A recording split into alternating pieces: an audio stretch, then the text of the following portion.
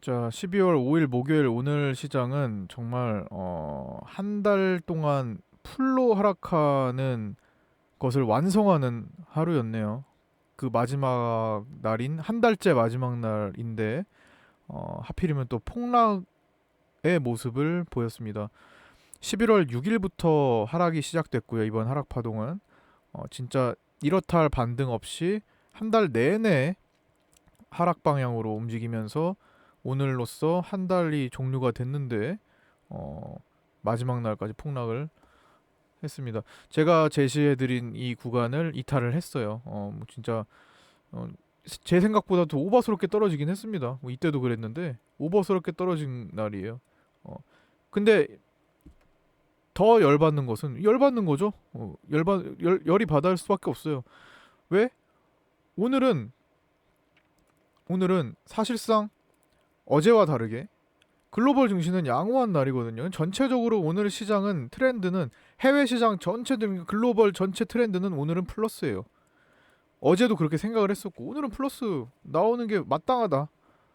마땅한 거죠. 어떻게 보면 뭐 해외 미국 증시 단기 하락 사유 나왔고 그걸 해소하는 사유도 나왔고 튼튼하게 이틀 양봉 들어갔고 미선물 양호했고 또 우리도 야간 선물도 양호했고 일본 증시 오늘 갭 상승해가지고 하루 종일 유지하고 0.7% 상승.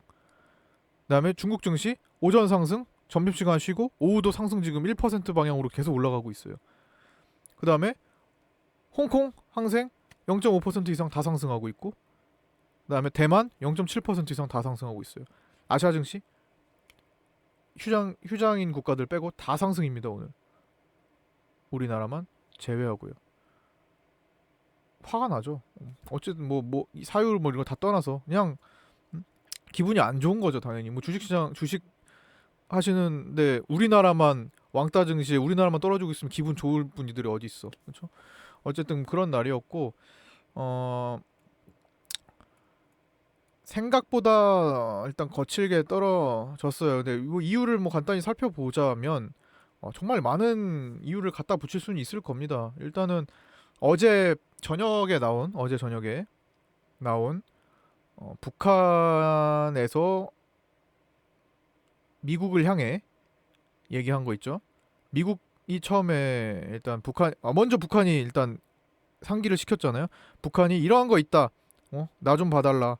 어, 미국의 역할이 중요하다. 우리 연말까지 합의하기로 돼 있잖아.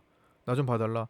그 미국이 그걸 보고 뭐야, 말 안 들으면은 그냥 뭐 쏴버릴 거야. 말 안 들으면은 뭐 무력 사용할 거야. 이렇게 나왔잖아요. 북한도 예상했지만 북한이 아이고 죄송합니다 미국 형님 트럼프 내가 잘못했습니다. 이렇게 안 나올 거란 거 다 알고 있잖아요. 그렇죠? 그래서 역시나 우리도 우리도 그에 상응하는 어, 무력을 쓸 것.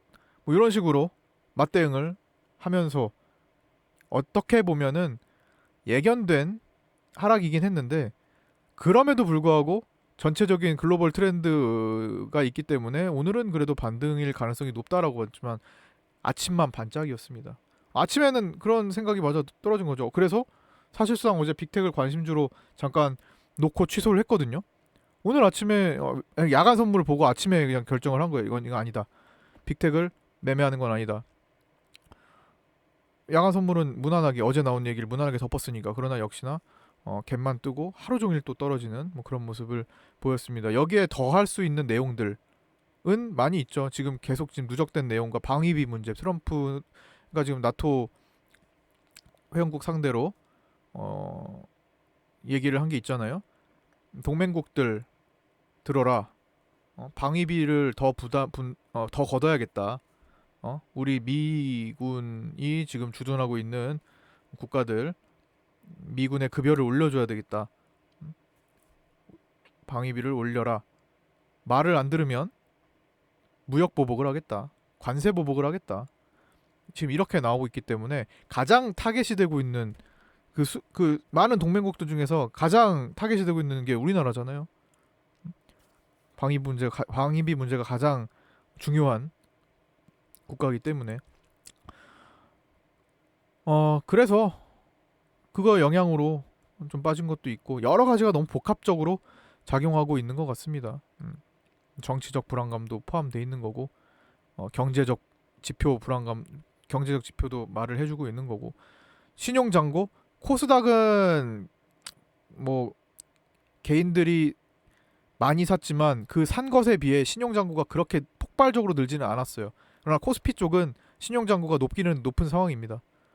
그래서 그런 부담감도 있고 또 수급적으로 개인들이 미친 듯이 계속 1년 내내 사니까 거기에 대한 수급 부담, 연말이 되고 가고 있는데 정돈이 안 되고 있으니까 당장 거기에 대한 부담감. 외국인들은 연일 계속 팔아대고 있고 그 파는 이유를 보아하니 옵션을 보니까 아니 지난번 옵션 끝나고 그 전부터 해가지고 계속 하방 베팅이더라.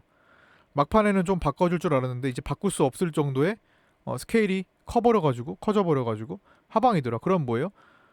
2019년 하락장을 마무리 짓는 이 연말 선물 옵션 동시 만기일 내마녀의 날, 마지막 내마녀의 날에 하방으로 베팅을 잔뜩 해놓은 외국인이 그걸 무시하고 끌어올릴 확률이 그렇게 높지가 않다는 겁니다. 외국인들은 지금 코스피 환산만 볼게요. 뭐 선물 포인트를 지금 잘 체크 안 하시는 분들이 대부분일 테니까 코스피 환산으로 더 끌어올리면 외국인들은 그거를 방어를 하려고 매도 물량을 낼 수밖에 없어요. 올라가면 손해.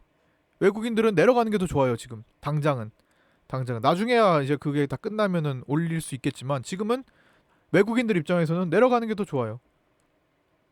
그런데 제가 보기에는 내려가는 게 좋아. 그래서 내려왔는데 내려갈 만큼 다 내려갔어. 이제는 그냥 어느 정도 유지만 해가지고 행보만 하면 될 것 같아. 이제 12일까지. 그러기로 봤는데 오늘도 또한 외국인들이 옵션 포지션을 하방으로 좀 더 강화시켰어요. 오늘도 돈을 그나마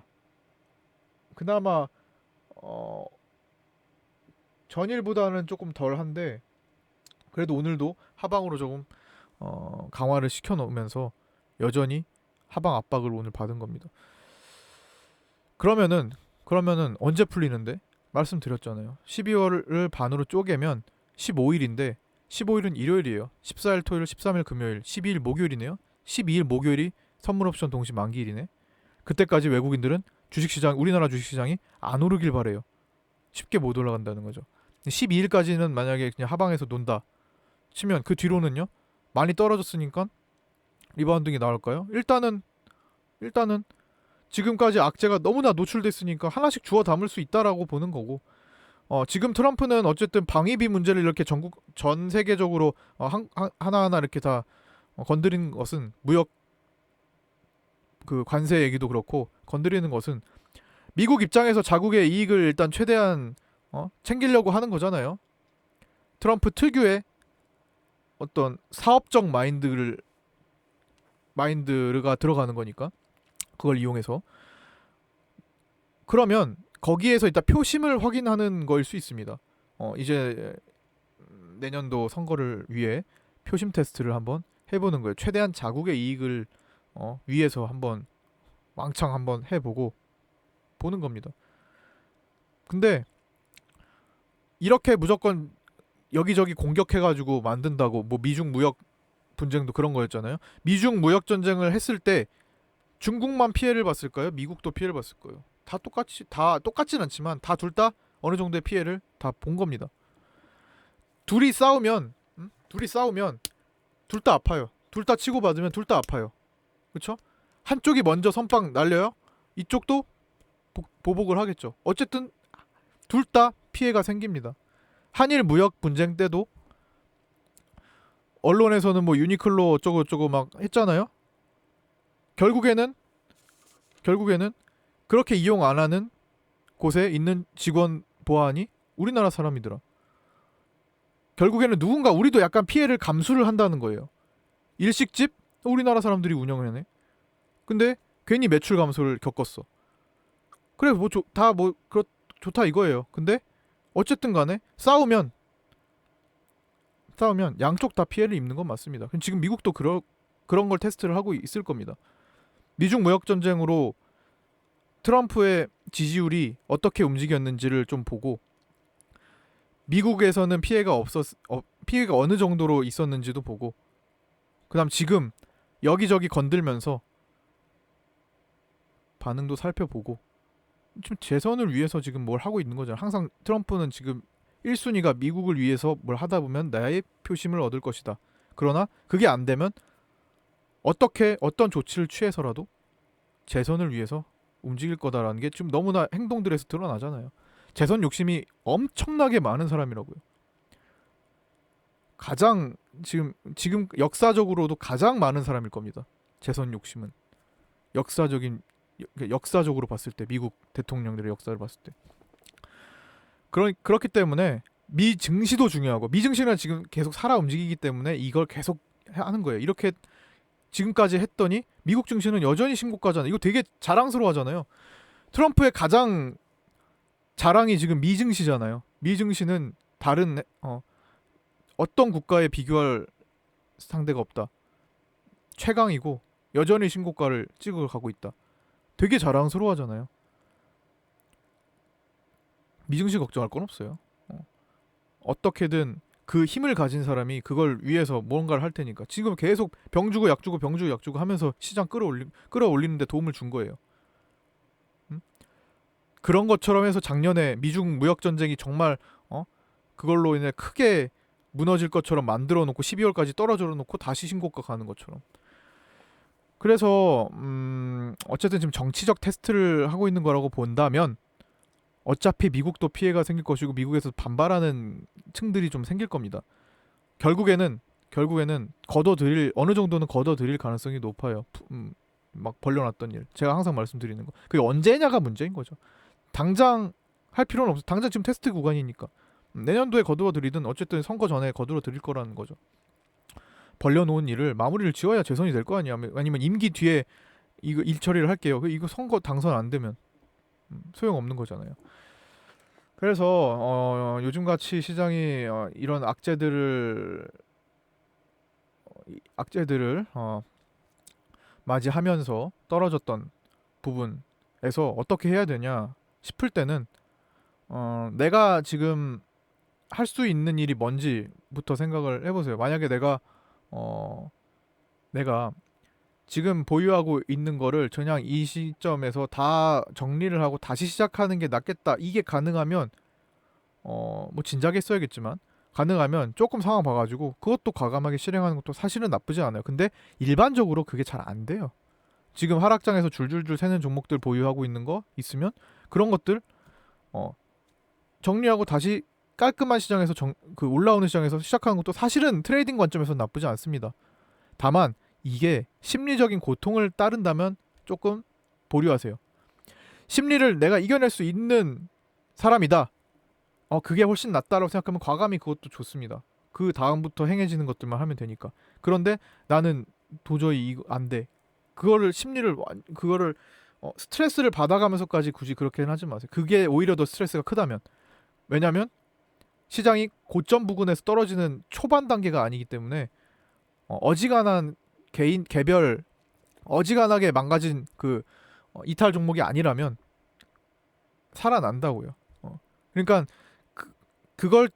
이건 각자 선택을 하실 문제예요. 내가 이걸 감당할 수 있을까 아니면은 나는 도저히 안 되겠다 싶으면 그냥 어느 정도는 두셔도 될 만한 종목을 지금 갖고 있으니까. 만약에 근데 그런 종목을 안 하고 있었어요. 예를 들어서 저기 고점에서 예를 들어 그냥 HLB를 예로 들게요. HLB 가장 지금 와닿으실 수 있으니까 이해가. HLB를 이 구간에서 매매를 한 게 아니라면 대형주 남들 다 팔아먹은 시점에서 들고 있는 이런 구간에서 들고 있는 게 아니라면 이런 구간에 뭐 이거 지금 뭐 다 떨어진 것도 아닌데 이런 구간에서 어떻게든 들고 있는 게 아니라면 이런 종목들이 아니라면 시세를 다 냈던 거 떨어지는 게 아니라면 중간 과정에 있는 거거나 초반 과정에 있는 거라면 일단은 내가 정리하고 다시 시작하는 게 조금 부담스럽다 하면 조금 기다려보세요. 괜찮습니다. 적어도 제가 관리를 해드리고 있는 거는 이탈 물량을 제가 계속 체크를 하니까 지금 이탈 없이 거래 없는 거는 한 방에 웬만하면 다 커버되는 거 많이들 겪어보셨고 많이들 봤을 겁니다. 그러면서 상한가도 많이 갔던 거고 하여튼 지금 시기는 그 한 달 내내 하락을 했기 때문에 약세장이 뭐 극도의 약세장이잖아요. 월봉 하나가 풀 음봉으로 떨어졌는데 그러니까 여기서 너무 부담을 느끼지 마시고 어차피 갈 종목은 간다라는 개념을 갖고 가셔도 괜찮은 종목들만 제가 보고 있으니까. 그리고 끼 있는 종목들이 많아요. 제가 그 뭐야 우량주 대형주를 하지 않기 때문에 우량주 대형주들은 다시 하락을 내내 하더라도 돌아올릴 때 찔끔 올라올리고 그 추세 계속 이어가는 경향이 있는데, 중소형주들은 그 돈이 쓰여진 종목들은 결코 그렇지 않습니다. 다시 돌아올릴 때 정말 한순간이에요, 한순간.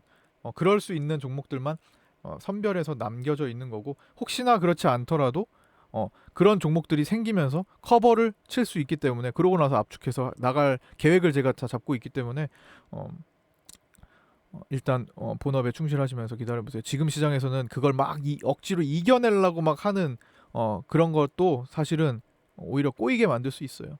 오늘 같은 날 뭐 덤벼봤자 뭐 몰리는 종목엔 몰리겠죠. 근데 직장인 기준에서 사실 하기가 힘든 종목들이 대부분입니다. 저는 직장인 기준에서 미리 들어가는 걸 선호를 하기 때문에.